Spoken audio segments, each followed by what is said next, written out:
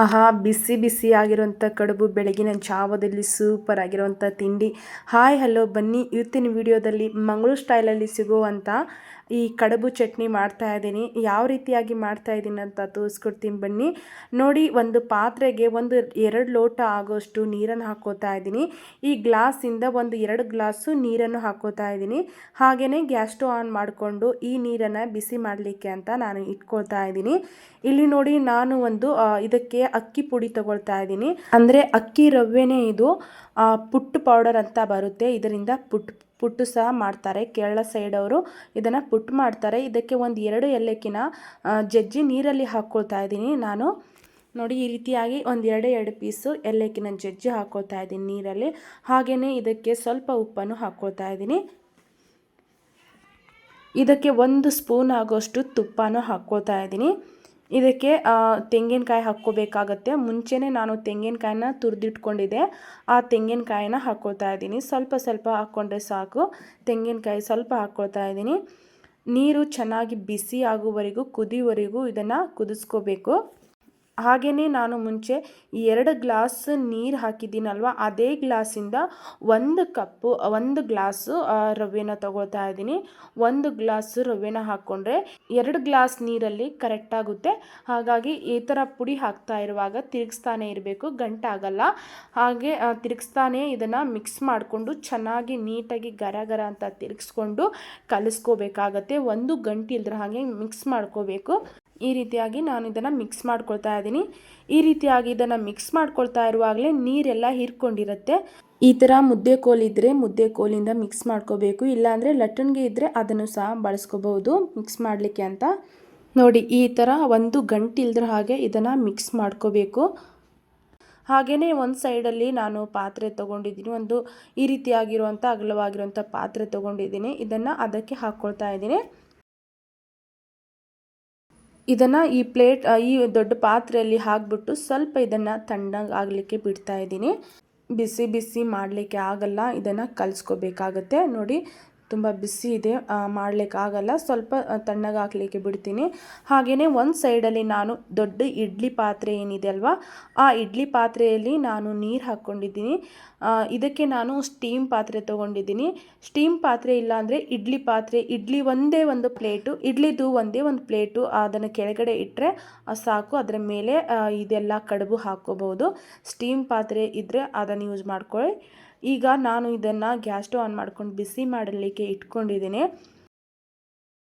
ಇದು ಸ್ವಲ್ಪ ಗ್ಯಾಸ್ನ ಕಡಿಮೆ ಉರಿಯಲ್ಲೇ ಇಟ್ಕೊಂಡಿದ್ದೀನಿ ಬಿಸಿ ಆಗಲಿಕ್ಕೆ ಅಂತ.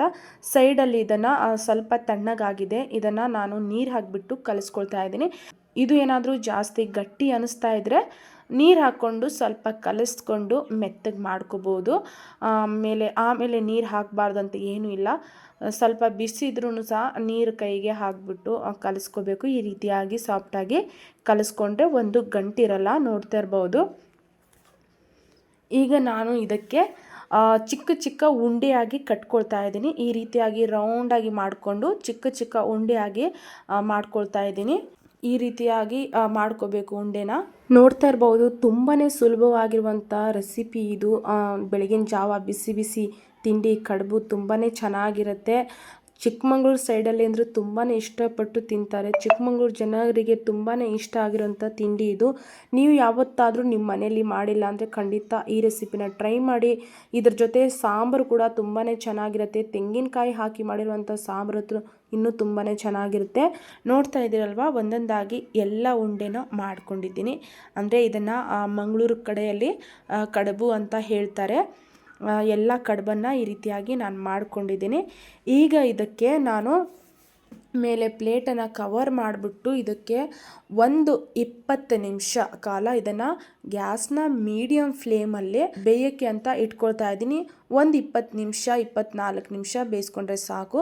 ಹಾಗೆಯೇ ಸೈಡಲ್ಲಿ ಚಟ್ನಿ ಮಾಡಲಿಕ್ಕೆ ಅಂತ ರೆಡಿ ಮಾಡ್ತಾ ಇದ್ದೀನಿ. ಚಟ್ನಿ ಮಾಡಲಿಕ್ಕೆ ನಾನು ಈ ರೀತಿಯಾಗಿ ಮಾಡ್ತಾ ಇದ್ದೀನಿ. ನೋಡಿ, ಚಟ್ನಿಗೆ ನಾನು 2 ಈರುಳ್ಳಿ ಕಟ್ ಮಾಡ್ಕೊಂಡಿದ್ದೀನಿ. ಹಾಗೆಯೇ ಶುಂಠಿ ಬೆಳ್ಳುಳ್ಳಿ ತೊಗೊಂಡಿದ್ದೀನಿ. ಇದಕ್ಕೆ ಖಾರಕ್ಕೆ ಅಂತ ಹಸಿಮೆಣಸಿನ್ಕಾಯಿ ತೊಗೊಂಡಿದ್ದೀನಿ. ಇದನ್ನೆಲ್ಲವನ್ನು ಹಾಕಿಬಿಟ್ಟು ಸ್ವಲ್ಪ ಹೊತ್ತು ಫ್ರೈ ಮಾಡ್ಕೊಳ್ತಾ ಇದ್ದೀನಿ. ಸ್ವಲ್ಪ ಬ್ರೌನಿಷ್ ಆಗೋವರೆಗೂ ಫ್ರೈ ಮಾಡ್ಕೊಳ್ತಾ ಇದ್ದೀನಿ. ಜಾಸ್ತಿ ಕೆಂಪು ಬಣ್ಣ ಬರುವವರೆಗೂ ಫ್ರೈ ಮಾಡೋದು ಅವಶ್ಯಕತೆ ಇಲ್ಲ. ಸ್ವಲ್ಪ ಕಂದು ಬಣ್ಣ ಬಂದರೆ ಸಾಕು. ಇದನ್ನು ಫ್ರೈ ಮಾಡ್ಕೊಳ್ತಾ ಇದ್ದೀನಿ. ಈ ಕಡುಬು ಜೊತೆ ಈ ಚಟ್ನಿ ಅಂತೂ ಸೂಪರ್ ಆಗಿರುತ್ತೆ. ಈ ಥರ ಮಾಡ್ಕೋಬೇಕು. ಇಲ್ಲಿ ನೋಡಿ, ಈ ರೀತಿಯಾಗಿ ಸ್ವಲ್ಪ ಇದನ್ನು ಬಾಡಿಸ್ಕೊಂಡಿದ್ದೀನಿ, ಎಣ್ಣೆಯಲ್ಲೇ ಫ್ರೈ ಮಾಡ್ಕೊಂಡಿದ್ದೀನಿ. ಸೈಡಲ್ಲಿ ತೆಗೆದಿಟ್ಕೊಂಡಿದ್ದೀನಿ, ತಣ್ಣಗಾಗಲಿಕ್ಕೆ ಅಂತ ಇಟ್ಕೋತಾ ಇದ್ದೀನಿ. ಕಡುಬು ಸಹ ರೆಡಿಯಾಗಿದೆ. ಆಲ್ಮೋಸ್ಟ್ ಕಡುಬು ರೆಡಿ ಆಯಿತು. ಈಗ ನೋಡ್ತಾ ಇರ್ಬೋದು ಕಡುಬು ಎಷ್ಟು ಚೆನ್ನಾಗಿ ಬಿಸಿ ಬಿಸಿಯಾಗಿರೋ ಕಡುಬು ರೆಡಿಯಾಗಿದೆ. ಈ ರೀತಿಯಾಗಿ ಮುಟ್ಟು ನೋಡುವಾಗ ಸಾಫ್ಟಾಗಿ ಬರುತ್ತೆ. ಈಗ ಇದನ್ನು ಸೈಡಲ್ಲಿ ಎತ್ತಿಟ್ಕೊಳ್ತೀನಿ. ಹಾಗೆ ಚಟ್ನಿಗೂ ಸಹ ರೆಡಿ ಮಾಡ್ಕೊಳ್ತಾ ಇದ್ದೀನಿ. ಚಟ್ನಿ ಮಾಡಲಿಕ್ಕೆ ಅಂತ ನಾನು ತೆಂಗಿನಕಾಯಿನ ತೊಗೊಂಡಿದ್ದೀನಿ. ನೋಡಿ, ಈ ರೀತಿಯಾಗಿ ಫ್ರೈ ಮಾಡ್ಕೊಂಡಿರುವಂಥ ಈರುಳ್ಳಿ ಜೊತೆಗೆ ತೆಂಗಿನಕಾಯಿನೂ ಸಹ ಸಣ್ಣದಾಗಿ ಕಟ್ ಮಾಡಿ ತೊಗೊಂಡಿದ್ದೀನಿ ಚಟ್ನಿ ಮಾಡಲಿಕ್ಕೆ ಅಂತ. ಈಗ ಇದನ್ನು ಮಿಕ್ಸಿ ಜಾರಲ್ಲಿ ಹಾಕಿಬಿಟ್ಟು ರುಬ್ಕೊಳ್ತಾ ಇದ್ದೀನಿ. ನೀವೇನಾದರೂ ಕಡುಬು ಮಾಡ್ತಾ ಇರೋದಾದರೆ ಚಟ್ನಿನ ಇದೇ ಥರ ಮಾಡ್ಕೊಳ್ಳಿ. ಈ ಥರ ಚಟ್ನಿ ಅಂತೂ ಸೂಪರ್ ಆಗಿರುತ್ತೆ, ತುಂಬಾ ಚೆನ್ನಾಗಿರುತ್ತೆ. ಹಾಗೆಯೇ ನಾನು ಇಲ್ಲಿ ಸ್ವಲ್ಪ ಹುಣಸೆ ಹಣ್ಣನ್ನು ತೊಗೊಂಡಿದ್ದೀನಿ, ಚಟ್ನಿಯಲ್ಲಿ ಹಾಕ್ಕೊಳ್ತಾ ಇದ್ದೀನಿ. ಸ್ವಲ್ಪ ರುಚಿಗೆ ತಕ್ಕಷ್ಟು ಉಪ್ಪನ್ನು ಸೇರಿಸ್ಕೊಂಡು ಇದನ್ನು ಚಟ್ನಿಯಾಗಿ ರುಬ್ಕೊಂಡು ಬಂದುಬಿಡ್ತೇನೆ. ನೋಡಿ, ಈ ಥರ ಈ ಕಡುಬು ಮಾಡುವಾಗ ಚಟ್ನಿನ ಜಾಸ್ತಿ ನುಣ್ಣಗೆ ಸಾಫ್ಟಾಗಿ ರುಬ್ಕೋಬಾರ್ದು, ಸ್ವಲ್ಪ ತರಿಯಾಗಿಯೇ ರುಬ್ಕೋಬೇಕು. ನೋಡಿ, ಈ ಥರ ನಾನು ಇದನ್ನು ಚಟ್ನಿನ ತರಿಯಾಗಿ ರುಬ್ಕೊಂಡಿದ್ದೀನಿ. ಆ ಥರ ತರಿಯಾಗಿ ರುಬ್ಕೊಂಡಿರುವಾಗ ತಿನ್ನುವಾಗ ತುಂಬ ಅಂದರೆ ತುಂಬಾ ಚೆನ್ನಾಗಿರುತ್ತೆ. ಹಾಗೆಯೇ ನೋಡ್ತಾ ಇರ್ಬೋದು ಚಟ್ನಿ ಅಂತೂ ಇವಾಗ ರುಬ್ಕೊಂಡಾಗಿದೆ. ಈಗ ನಾನು ಇದನ್ನು ಮೇಲಿಂದ ಒಗ್ಗರಣೆನ ಹಾಕ್ಕೊಳ್ತೀನಿ. ಒಂದು ಒಗ್ಗರಣೆ ಚಿಕ್ಕದಾಗಿರುವಂಥ ಫ್ಯಾನ್ ತೊಗೊಂಡಿದ್ದೀನಿ. ಇದಕ್ಕೆ ಸ್ವಲ್ಪ ಎಣ್ಣೆ ಹಾಕ್ಕೊಳ್ತಾ ಇದ್ದೀನಿ. ಹಾಗೆಯೇ ಇದಕ್ಕೆ ಸ್ವಲ್ಪ ಸಾಸಿವೆ ಹಾಕ್ಕೊಳ್ತಾ ಇದ್ದೀನಿ. ಸಾಸಿವೆ, ಕಡಲೆಬೇಳೆ, ಉದ್ದಿನಬೇಳೆ, ಹಾಗೆಯೇ ಒಣಮೆಣಸು ಹಾಕ್ಕೊಳ್ತಾ ಇದ್ದೀನಿ. ಸ್ವಲ್ಪ ಕರಿಬೇವು ಹಾಕ್ಕೊಂಡು ಇದನ್ನು ಚಟ್ನಿಗೆ ಒಗ್ಗರಣೆ ಅಂತ ಹಾಕ್ಕೊಳ್ತಾ ಇದ್ದೀನಿ. ಚಟ್ನಿಗೆ ಒಗ್ಗರಣೆ ಕೊಡೋದಂದ್ರೆ ಎಲ್ಲರಿಗೂ ಗೊತ್ತಿರುತ್ತೆ, ಹೇಳ್ಕೊಡೋದೇನು ಅವಶ್ಯಕತೆ ಇಲ್ಲ. ನೋಡಿ, ನೀವೇನಾದರೂ ಮನೆಯಲ್ಲಿ ಕಡುಬು ಮಾಡ್ತಾ ಇರೋದಾದರೆ ಚಟ್ನಿನ ಇದೇ ಥರ ಮಾಡ್ಕೊಳ್ಳಿ, ತುಂಬಾ ಚೆನ್ನಾಗಿರುತ್ತೆ. ಸಾಂಬಾರ್ ಜೊತೆನೂ ಸಹ ಸೂಪರ್ ಆಗಿರುತ್ತೆ. ತೆಂಗಿನಕಾಯಿ ಹಾಕಿ ಮಾಡಿರುವಂಥ ಸಾಂಬಾರು ಇದ್ದರೆ ಇನ್ನೂ ತುಂಬಾ ಚೆನ್ನಾಗಿರುತ್ತೆ.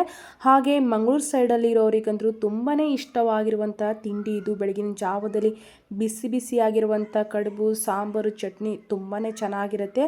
ನೀವು ಸಹ ನಿಮ್ಮ ಮನೆಯಲ್ಲಿ ಯಾವತ್ತೂ ಮಾಡಿಲ್ಲ ಅಂದರೆ ಡಿಫ್ರೆಂಟ್ ಆಗಿರೋವಂಥ ಈ ತಿಂಡಿನ ಮಾಡ್ಕೊಳ್ಳಿ. ನಿಮಗೂ ಸಹ ತುಂಬ ಇಷ್ಟ ಆಗುತ್ತೆ. ಮನೆಯಲ್ಲಿ ಸಹ ಡಿಫ್ರೆಂಟ್ ಆಗಿರೋ ತಿಂಡಿ ಅಂಥೇಳಿ ಇಷ್ಟಪಟ್ಟು ತಿಂತಾರೆ. ಹಾಗೆಯೇ ನಿಮಗೇನಾದರೂ ಈ ರೆಸಿಪಿ ಇಷ್ಟ ಆಗಿದ್ರೆ ಒಂದು ಲೈಕ್ ಮಾಡಿ, ಕಮೆಂಟ್ ಮಾಡಿ.